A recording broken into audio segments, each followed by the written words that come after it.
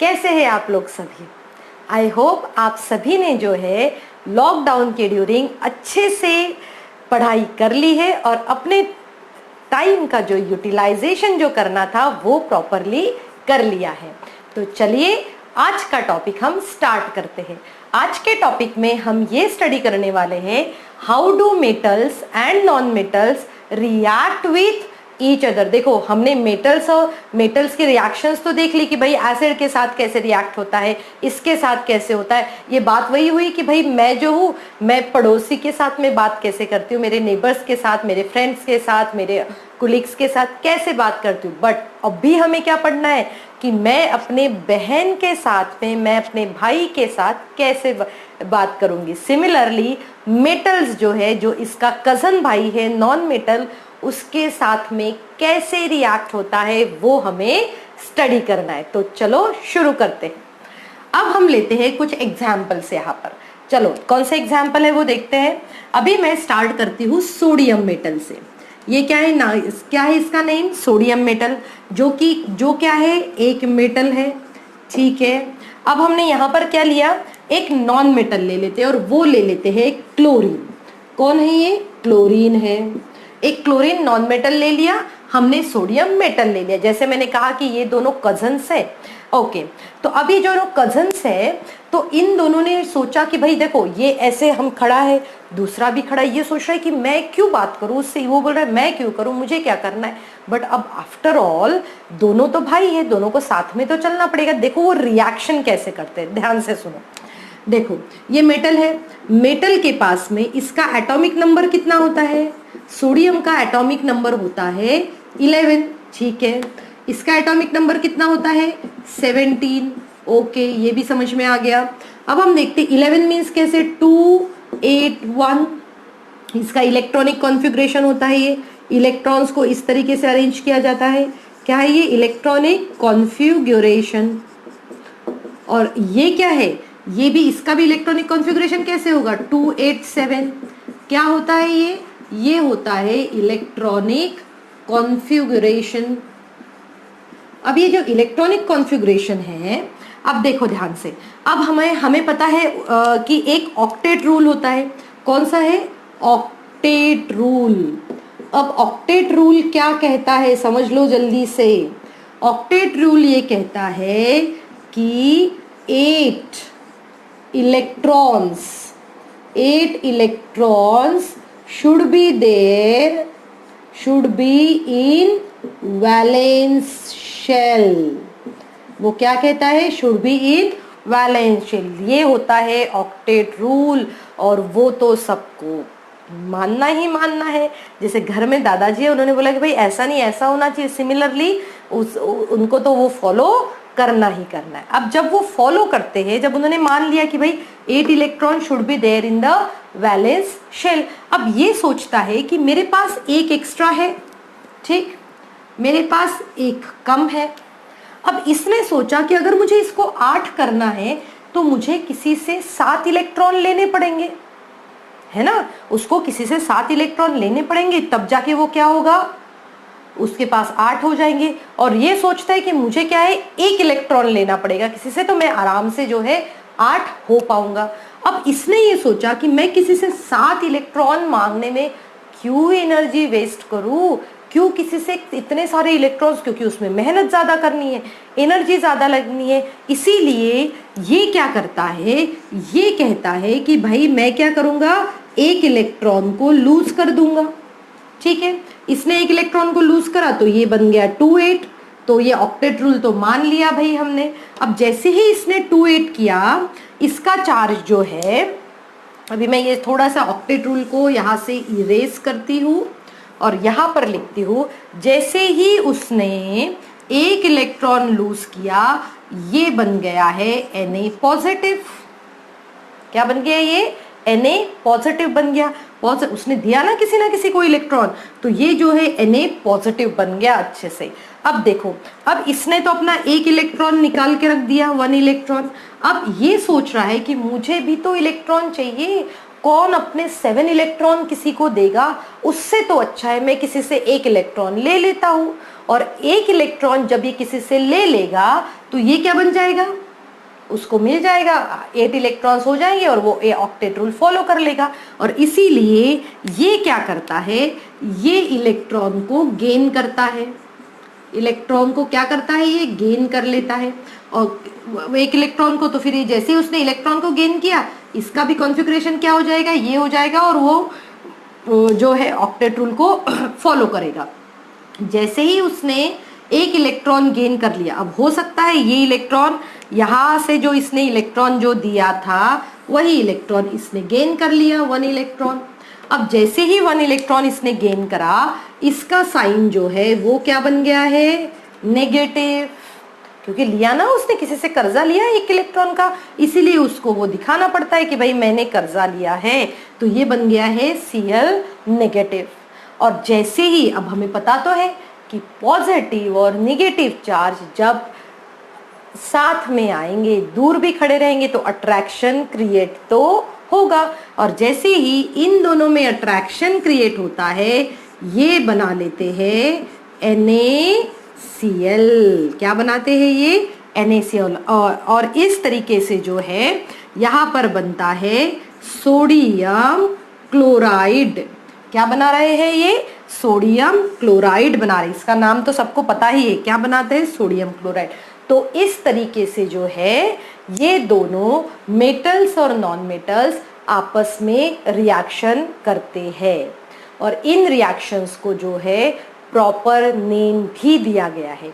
वो क्या नेम है, चलो स्टडी करते हैं। तो इतना तो समझ में आया ना कि कैसे ये दोनों रिएक्ट होते हैं। चलो अब हम स्टडी करते हैं इसके आगे का टॉपिक।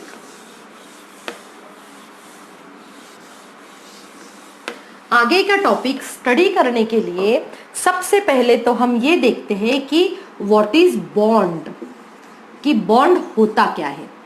बॉन्ड कैसे होता है, देखो बॉन्ड जो होता है, बॉन्ड इट मीन्स क्या होगा,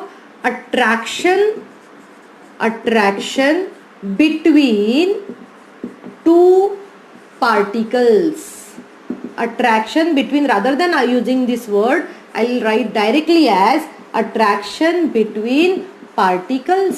पार्टिकल्स के बीच का जो अट्रैक्शन रहता है उसे कहा जाता है बॉन्ड। हम कहते हैं ना कि आपका और मेरा बॉन्ड बहुत अच्छा है, क्यों, क्योंकि आप में और मुझ में जो अट्रैक्शन है, मुझे पढ़ाने का बहुत ज़्यादा क्रेज है और आप सभी को पढ़ने का क्रेज है। तो ये जो अट्रैक्शन क्रिएट हो रहा है वो क्या होगा, बॉन्ड होगा। तो अब केमिस्ट्री में जब भी हम वर्ड यूज करेंगे बॉन्ड, तो हम समझेंगे कि 2 पार्टिकल्स के बीच में क्या है, अट्रैक्शन है। और इन्हीं बॉन्ड्स को हमने क्लासिफाई किया है 3 टाइप्स में। कितने क्लासिफाई किया है, 3 टाइप्स में। तो पहला जो होता है उसे हम कहते हैं आयोनिक और इलेक्ट्रोवैलेंट बॉन्ड। इसे क्या कहते हैं हम, इलेक्ट्रोवैलेंट बॉन्ड। सेकंड जो है उसे हम कहते हैं कोवैलेंट बॉन्ड। और जो हमारा थर्ड जो है उसे हम कहते हैं कोऑर्डिनेट बॉन्ड।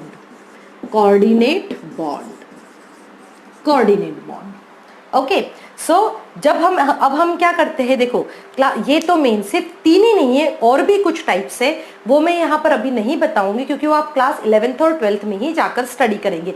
इवन ये बॉन्ड भी आप कहाँ स्टडी करेंगे, क्लास 11th और 12th में। तो यहाँ पर फिर भी मैं आपको समझा दूंगी कि ये बॉन्ड होता क्या है। तो चलो फर्स्ट से स्टार्ट करते हैं। तो आयोनिक और इलेक्ट्रोवैलेंट बॉन्ड कब होता है, जब भी कभी ट्रांसफर ऑफ इलेक्ट्रॉन्स होता है। क्या होता है, transfer of electrons. Covalent bond क्या होता है, जब क्या हो रही है, इक्वल शेयरिंग ऑफ इलेक्ट्रॉन। ये कब क्रिएट होता है, इक्वल शेयरिंग ऑफ इलेक्ट्रॉन। और कोऑर्डिनेट बॉन्ड कब होता है, जब वहां पर शेयरिंग, यहां पर हम लिखेंगे अनइक्वल, यहां पर लिखेंगे अनइक्वल शेयरिंग। मैं तीनों जो है आपको समझाती हूँ बाय गिविंग 1 एग्जाम्पल, क्योंकि ये जो देखो, ये अभी हम इसी चैप्टर में पढ़ेंगे। अभी नेक्स्ट टॉपिक जो रहेगा अपना वो कौन सा रहेगा, इलेक्ट्रोवैलेंट बॉन्ड। कोवैलेंट बॉन्ड जो है हम चैप्टर 4 कार्बन एनिड्स कंपाउंड में पढ़ेंगे, और कोऑर्डिनेट बॉन्ड क्लास 10th में तो बिल्कुल नहीं पढ़ेंगे, हम 11th में जाकर पढ़ेंगे। ओके, तो चलो इसको समझते हैं पहले कि क्या है। अब देखो, मैं यहाँ पर, although my drawing is not good, but हम ये कहते हैं कि यहाँ पर एक पर्सन है, ठीक है, ये हमने एक पर्सन लिया है, यहाँ पर 2 पर्सन लिए, इसका नाम A है, इसका नाम B है, ठीक है। तो अब 2 पर्सन है, इन दोनों पर्सन को लेकर मैं ये आपको समझाती हूँ कि क्या होता है। अब क्या होता है, जैसे आप, तो फिर आप अपना अपना एग्जाम्पल ले लो अपने अपने फ्रेंड्स के साथ में। अब क्या हो रहा है, ये 2 पर्सन है मेरे पास, पर्सन A और पर्सन B। अब ये इसके पास में चॉकलेट्स रखी हुई थी। कितनी चॉकलेट्स थी इसके पास, 2 चॉकलेट्स थी, और ये सोचा कि भाई मुझे खाना है, मुझे 2 चॉकलेट्स चाहिए, और इसके पास, बेचारे के पास कुछ भी चॉकलेट नहीं थी, बेचारे के पास कुछ भी चॉकलेट नहीं थी। तो अब इसने क्या सोचा कि इसके पास तो चॉकलेट नहीं, ये तो मेरा फ्रेंड है, चलो दे देते हैं। तो इसने क्या किया, शेयरिंग नहीं करी, अपने पास जो 2 चॉकलेट्स थी, ये जो 2 चॉकलेट्स थी उसके पास, एक उठा के उसने उसको दे दी, मतलब उसने क्या किया, ट्रांसफर कर दिया, कंप्लीटली उसको टॉफी दे दी कि भाई तुम एक टॉफी खा लो, एक मैं खा लेता हूँ। सिमिलरली तो वो क्या हुआ, ट्रांसफर ऑफ इलेक्ट्रॉन्स। आया समझ में? और मैं अच्छे से समझाऊंगी जब हम इसका डिटेल स्टडी करेंगे। अब देखते, तो इन दोनों के बीच में उस वक्त पे कौन सा बॉन्ड फॉर्म हुआ, उस वक्त पे जो बॉन्ड फॉर्म हुआ है वो है आयोनिक बॉन्ड। कौन सा बॉन्ड, आयोनिक बॉन्ड फॉर्म हुआ है। अब देखो, अब वही सेम दोनों दोस्त है। अब हम दूसरे दिन की बात करते हैं। दूसरे दिन क्या हुआ, इसके पास में एक टॉफी थी, ठीक है, इसके पास में भी एक टॉफी थी, दोनों के पास में एक एक टॉफी है अब दोनों के साथ। बट इसकी जो थी, इसकी 5 स्टार थी, इसकी जो थी वो कैडबरी थी। अब दोनों ने सोचा कि दोनों के पास में अलग अलग टॉफी है, क्यों ना हम शेयर करके खाया जाए। शेयर कैसे करेंगे वो लोग, आधी टॉफी इसने दी, आधी टॉफी इसने दे दी। तो ये क्या हुआ, दोनों ने शेयर करके खाया है, दोनों ने शेयर करके खाया। और जब ऐसे इक्वल शेयरिंग कैसे, भाई मैं आधी दे रहा हूं, तुम भी आधी दो, और फिर हम मिलकर खाते हैं, तो इसे क्या कहते हैं हम, इक्वल शेयरिंग। और उस कंडीशन में जब बॉन्ड फॉर्म होता है उसे कहा जाता है कोवैलेंट बॉन्ड। अभी डिटेल्ड में हम चैप्टर जो है कार्बन एनिड्स कंपाउंड में स्टडी करेंगे। अब आते हैं 3rd बॉन्ड पे, और वो जो इसका भी तीसरा दिन है। अब तीसरे दिन क्या हो रहा है, दोनों के पास टॉफी नहीं, अब क्या करें, टॉफी तो खाना है। अब दोनों के पास जब टॉफी नहीं है, चॉकलेट ही नहीं है, अब पर उसमें से इसमें ए ने देखा कि मेरे पास कुछ पैसे रखे हुए हैं, तो इसने सोचा कि भाई मेरे पास में 10 रुपए पड़े हुए हैं और टॉफी तो नहीं है। पर बी क्या कहता है, मेरे पास तो कुछ भी पैसे नहीं है, अब क्या करें, अब क्या करें। तो ये 10, जो जिसके पास में 10 रुपए रखे हुए, वो कहता है अच्छा ठीक है, मैं ही जाके टॉफी ले आता हूँ, मतलब उसके पास में एक टॉफी आ गई। अब क्या किया उसने, 10 रुपए की एक टॉफी आई, पूरे पैसे उसी ने लगाई।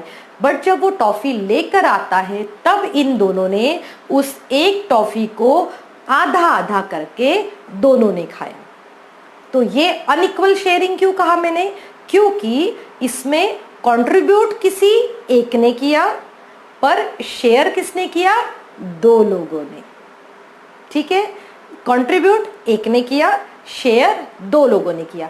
अगर ये भी 5 रुपए देता, ये भी 5 रुपए देता, दोनों टॉफी खरीद के लाते, फिर आधी आधी करके खाते, तो वो बॉन्ड होता कोवैलेंट बॉन्ड, क्योंकि दोनों ने कंट्रीब्यूट किया। बट कोऑर्डिनेट बॉन्ड में ऐसा नहीं होता, कोई एक कंट्रीब्यूट करता है, बट शेयर क्या जो है दोनों करते हैं। और इसीलिए इस बॉन्ड के बारे में डिटेल्ड में हम क्लास 11th में जाकर पढ़ते हैं।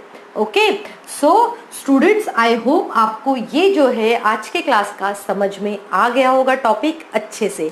नेक्स्ट जो है वो हम स्टार्ट करेंगे ionic bond. So thank you students and have a good day ahead.